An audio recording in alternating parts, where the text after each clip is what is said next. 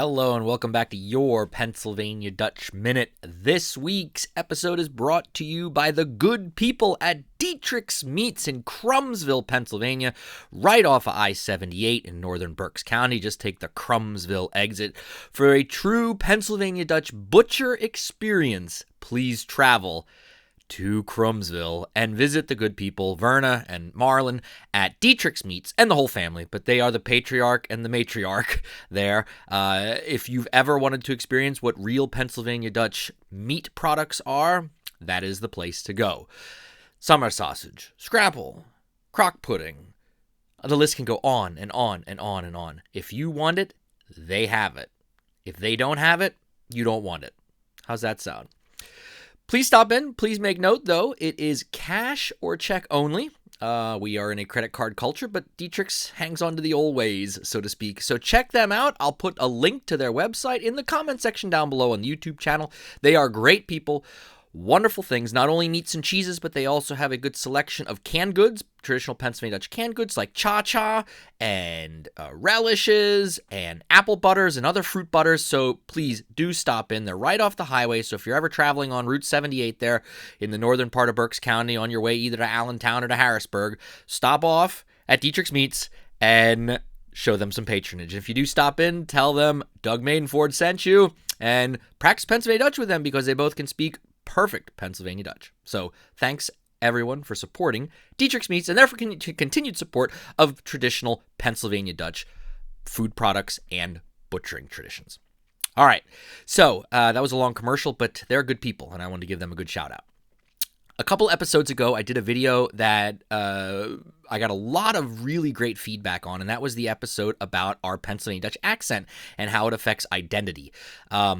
There were tons of comments left on the YouTube page. Please check it out. There were some really great comments on the Facebook page, Pennsylvania Dutch and Proud.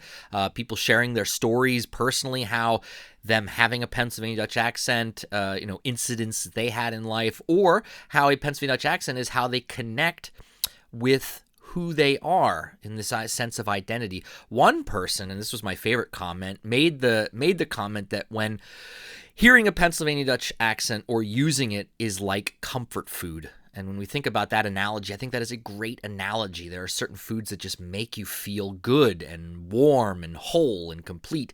Well, that's, for some people, Pennsylvania Dutch accent. That podcast that I referenced, Subtitle, that gave me the idea to do that video is continuing putting out new episodes, and they just did an episode on continuing this idea of identity and language. And it talked this time about the idea of hyphenated Americans. And you might say to yourself, what? I mean, but think about it. A lot of Americans who know their heritage and their family background will say that, oh, I'm Italian American with the hyphen in between, or I'm Greek American, or I am Irish American. And then I got thinking that, the Pennsylvania Dutch, we don't hyphenate it. I don't know of anybody, and they might be out there, correct me if I'm wrong, but I personally don't know of anybody that goes around saying, I'm Pennsylvania Dutch American. We just say I'm Pennsylvania Dutch. It's not saying we're any less American. Most Pennsylvania Dutch people that I know are extremely patriotic, proud Americans, as are most immigrant groups in our country, of course, whether you're Irish American or Italian American. But I really started thinking about it, like, I wonder why we don't hyphenate it. And maybe it just goes back to our history, or that we've been around for so long, hundreds of years here in the United States. And then I started thinking about, well, what does that mean to us? I thought about it, but I'm throwing that question out to you guys. Why do you think we don't hyphenate it and say we're Pennsylvania Dutch American? Is it because maybe we think that our culture and our history and our language is such a unique thing in the tapestry of America that we don't have to tap the word American on the end because Pennsylvania Dutch really only is here in America? I don't know.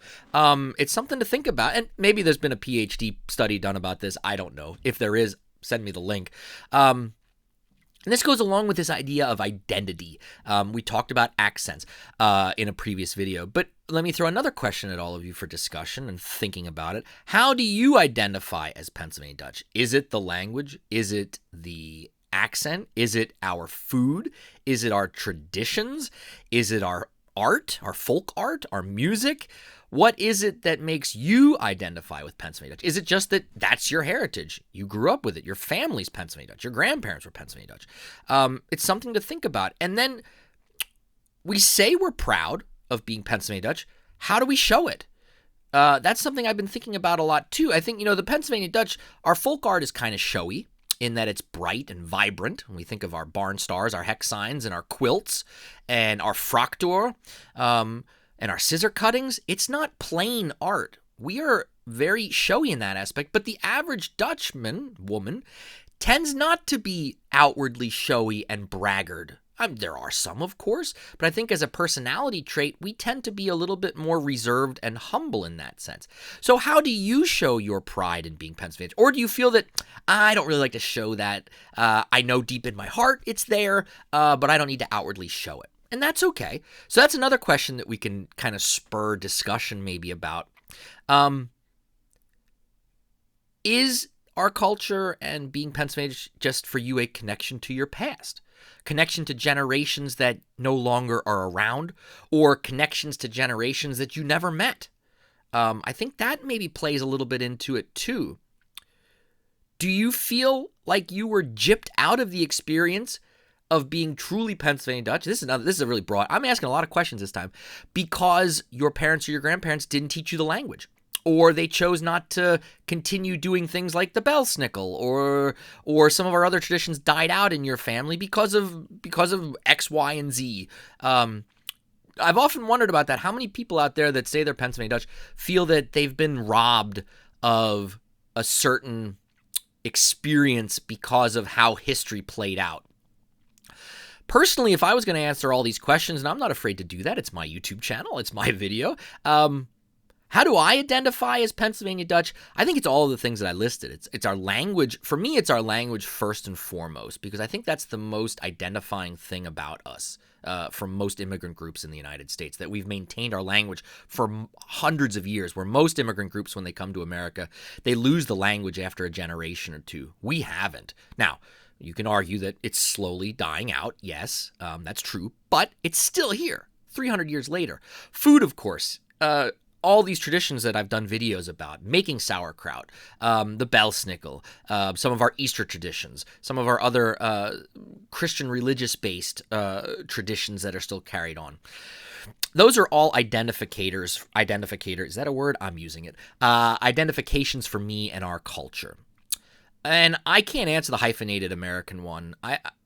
I've thought a lot about it, but I haven't really come to a conclusion. Why we don't say Pennsylvania Dutch American? Why are we just Pennsylvania Dutch as opposed to most other immigrant groups? That's what I'm going to have to, I want to talk to people about and get some other people's opinions. Please leave your answers down below, of course. And how do I show my pride in being Pennsylvania Dutch? Well, I think most of you realize I'm doing this. Some people tell me that I'm the biggest spokesperson out there right now for us. I don't know if I like, and here's the humbleness, I guess, in me coming out. I don't really like hearing those things, because then I feel like other people that are working in the field don't get as much credit. And there are a lot of really great, hardworking people out there doing things for our language, for our culture, for our history, for future generations, and they should be getting just as much of a shout out as me, if not more, in my opinion. Some of those people for sure. But not being afraid to talk about being Pennsylvania Dutch is the way that I think I show my pride of being Pennsylvania Dutch. Teaching people about our culture, about our history, about our language. Passing on traditions to not only my children, but also to people that aren't Pennsylvania Dutch. Oftentimes, if I have people over for dinner, like friends who aren't Pennsylvania Dutch, I will often serve a Pennsylvania Dutch meal to get them the opportunity to try it, or just have like sweets and sours on the table, so a small part of our tradition or our culture on the table, or having just a side dish maybe of chow chow or of dried corn, something that's really traditional Pennsylvania Dutch that I'll have as a side maybe in the meal. Those are all ways of showing our pride. I don't need to have a sign out in my front yard that says, "A proud Pennsylvania Dutchman lives here." I hope that my actions in life and my words in life will portray that. I do have a Pennsylvania Dutch flag, one of our flags, but I don't fly it from my flagpole. That's just a choice I make. I do have one hanging in my classroom, though.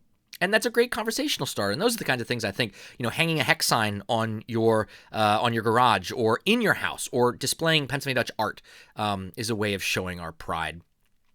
I guess I'll just ask for one more question for you to think about, and I kind of hinted at this for me personally, is for those of us that are proud Pennsylvania Dutch, and that's something that we truly identify as a person with, or as a people, is how are you passing that on to your children, your grandchildren, your great-grandchildren, your nieces, your nephews, friends?